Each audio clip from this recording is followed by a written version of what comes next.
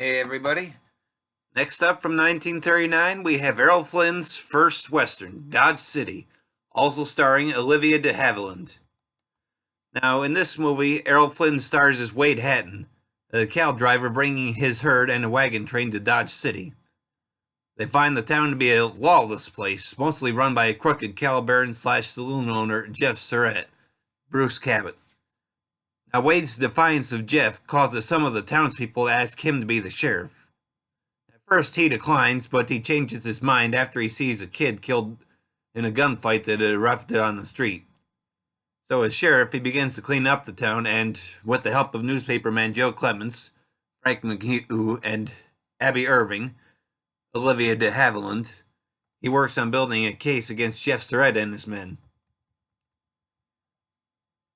Now, we have the lawless town run by the town's toughest guy and his henchmen.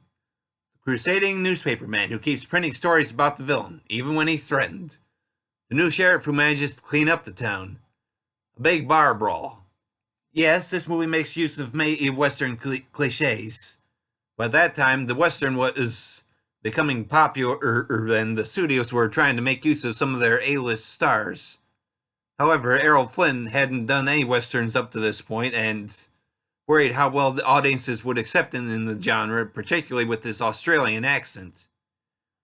Apparently, audiences did accept him as a Western star, as he ended up making 7 more after this one. My own opinion here is that this is a fun movie. I have, up to this point, seen 3 of the Westerns that were released in 1939. This one, the previously reviewed Jesse James, and the 1939 film version of Stagecoach. Of those 3, Dodge City is the one I enjoyed the most. Sure, I do think Errol Flynn could have been better, as I particularly think he was a little too stiff for me in one of the scenes where he was trying to rescue one of his men from being lynched. But otherwise, he worked quite well for me. He just worked pretty well, I'd say. This might not be his best movie, but I enjoyed it well enough that I would still recommend it highly. This movie is available on Blu-ray and DVD individually, or, and Blu-ray only, as part of the 5-film Golden Year collection, which is what I would recommend, from Warner Home Video, and is 1 hour and 44 minutes in length. Well, that's all I have to say this time for this movie from 1939, so keep tuning in for more as the year goes on.